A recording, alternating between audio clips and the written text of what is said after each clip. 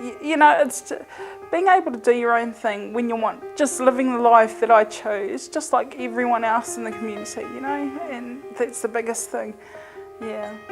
I've always wanted to move into my own place, like do things for myself and independently. It makes you stand on your own feet a bit more.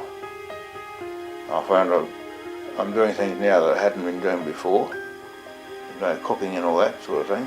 I am way more independent than I was 6 months ago.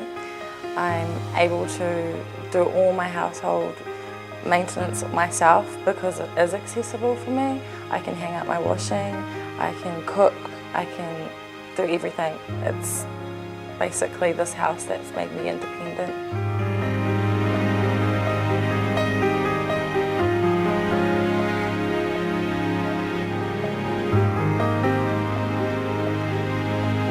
The Tauranga Community Housing Trust was established in late 2002 in response to a widespread concern about the growing lack of affordable, appropriate housing for local disabled people and their families. The TCHT believes that appropriate housing is fundamental to the well-being of individuals, families and the community as a whole, and that suitable housing enhances people's ability to achieve independence and to participate in the wider life of the community. After being unwell in hospital for several months, and there was nowhere else for me to go other than a facility. So yeah, I got stuck there for over 4.5 years until an adequate funding package was available. The biggest part was the bathroom. I needed an extra, especially large bathroom. I need a bed bath I have to lie down in. And finding housing was just a nightmare actually. There aren't houses around that suited my needs, and also we needed another bedroom because I need sleepover support. Those were my biggest barriers to finding housing. The house belongs to Housing New Zealand, however, when I was initially transitioning, it was with the help of the Tauranga Community Housing Trust and also other agencies and other people who helped me through that transition to get to the final destination of a house. And we worked, must have been 2.5 years, all up from start to finish when I moved into my whare. The TCHT covers the Tauranga area and the Western Bay of Plenty region. As housing has become increasingly less affordable, the Trust has broadened its focus and now targets a wider range of in-need households. A couple of years ago, the Trust was part of an initiative to undertake some research specific to the Bay of Plenty region. It was research that hadn't been done in New Zealand before that yielded some tremendously rich information that allows the Trust to respond much more immediately and accurately to the kinds of challenges that people face. One of the very positive things that came out of the research was the range of agencies, services, providers, family resources, private housing providers in the region who all contribute one way or another to helping people access housing, but where there's a lack of coordination and collaboration. And the emphasis in the research was if we could bring all those people together and the resources they have, the skills, the knowledge, and connect them up with the families and the people who have housing needs, then we were well on the way to solving the problem. One of the key things in the research was to tap into the expertise of people with disabilities and their families on the basis that they know better than anybody what their housing needs are, and indeed some of the ways in which their difficulties might be overcome and what would represent good solutions for them. The bathroom is accessible for me. I'm able to shower independently now. The garage has an internal access. Before I was living here, I was living in a house where I had to get out in the carport and wheel up a long ramp, and by then that was on my lap would fall off and I would get wet if it was raining. A lot wider, a lot bigger, open space for me to wheel around in, especially when I'm cleaning and finding things. The doors, they open like ranch sliders throughout the whole house, so it's so much more accessible that I don't get jammed in or bang the doors. Wide spaces in the hallways. My main issue is level. A lot of houses don't have that. A lot of houses don't have low benches in kitchens, and a lot of houses don't have wet floor showering, and those are the three main things I go for: levels, an accessible shower and flat surface, yeah, especially for me, and this house is perfect. The reality for many households, and particularly those on low fixed incomes, is that decent housing is simply not achievable.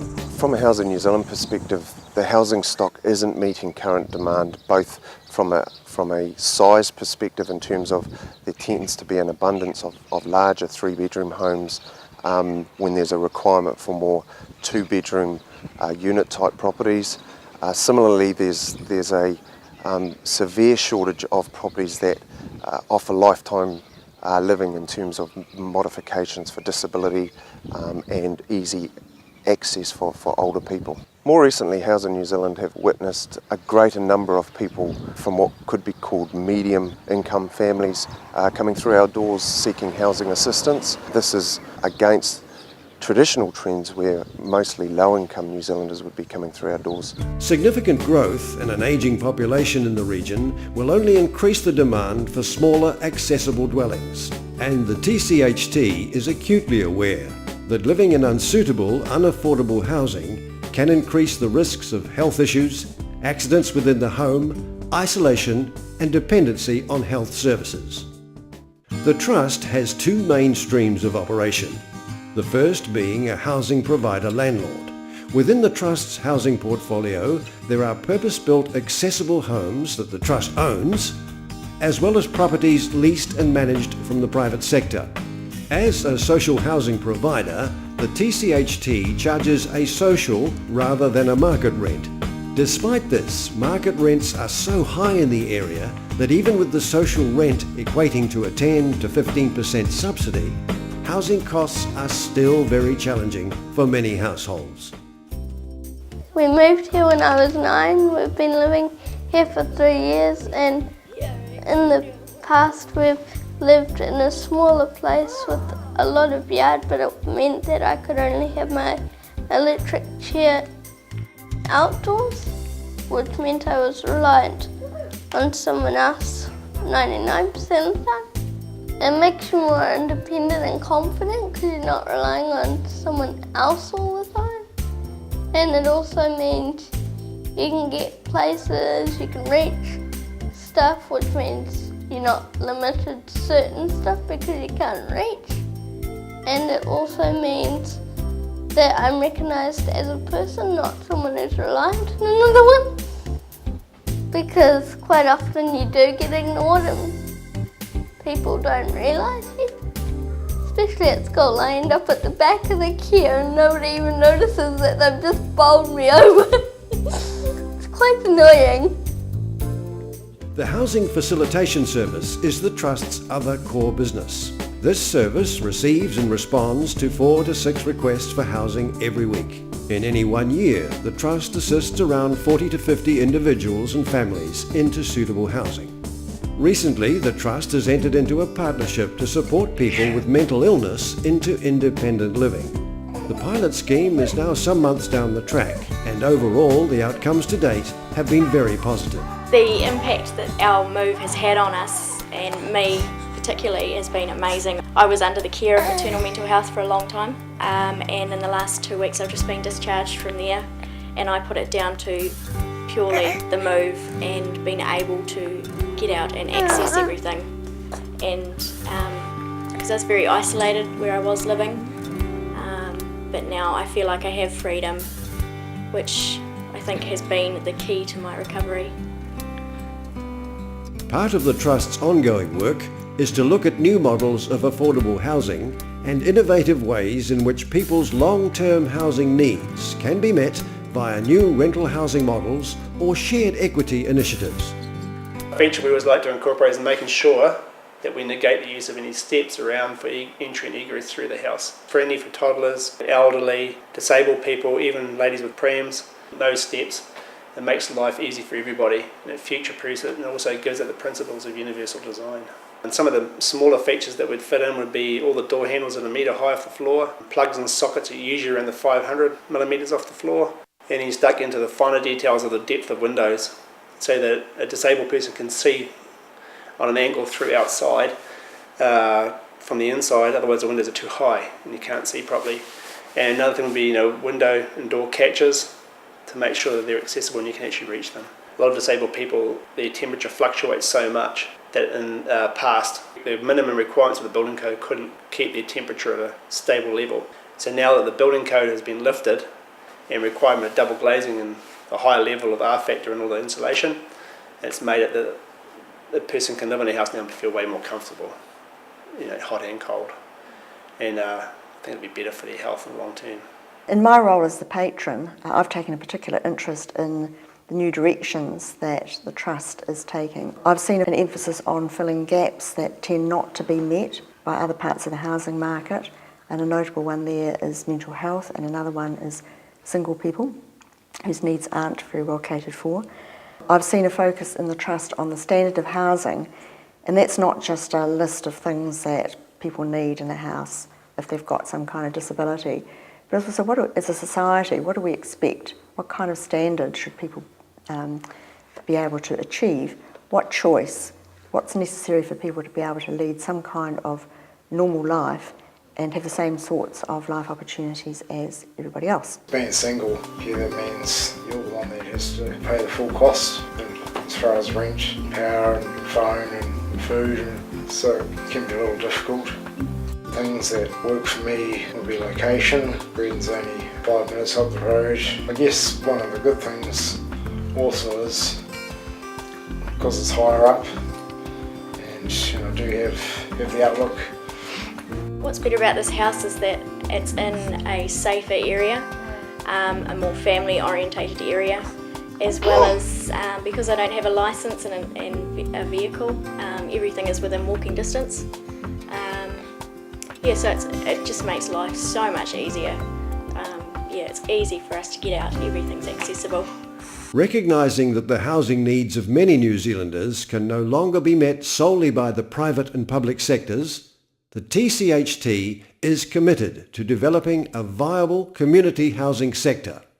And here, the Trust is convinced collaborative partnerships really are the way forward if families and individuals are to have access to decent, affordable housing. I was actually amazed at the house because I've always sort of lived in half-ply houses, and the strength of it was it's the best place I've ever had in my life. It's so wonderful coming back to a place, your own place, and feeling comfortable doing your own thing. Without staff or wardens or nurses monitoring you all the time. Close to everything, like the estuary, there's a walkway, the scene is beautiful. The neighbours are great, like we had dinner with them the other night. Tauranga Community Housing Trust helps us with automatic payments for power, phone, all sets that all up, and that's great. This came with the place. I love gardens, especially when there's edible vegetables in it. It means I can have my friends over as opposed to being stuck sitting at them at school because I can't go to their place. And it also means that there's more room for all of us as opposed to it just me, or we can all be in the same space without being sitting on each other's laps. I like having my own room because it gives me a space where I can just do my homework or whatever, and there's plenty of room for me to easily turn around. It means that when I have operations I've got space to, especially when I have my legs out, I had space to turn around without smacking them on something. And it also means that all my stuff doesn't end up in the lounge because I'm on the couch 24 hours, which is quite useful for both me and Mum. Yeah, I like that. It just took so much pressure off me to have that backup and that help, and for Alan too to know that he wasn't going to be going out there and just being on his own and just left, knowing that he had this other help and support through mental health and through the Housing Trust and Richmond Fellowship. They were absolutely the most essential part A bunch of grapes coming away there, another bunch up here, all over the place. TCHT, they've been very good to me. In fact, if it wasn't for them, I probably wouldn't have had this flat. I'm really close to Bay Plenty Polytech, which I'm attending my diploma there at the moment, which is so handy. And I'm close to all the shops too, which I can just buzz off without even using my car. I can just go off down the road. As a charitable trust, the TCHT is reliant upon funding for all its operational and service provision expenses, as well as the capital works projects. TCHT would like to sincerely thank all sponsors to date. Without the generous support and financial assistance of these organisations, the TCHT would never have made the progress it has, and the hope is, with more aboard, more can be achieved.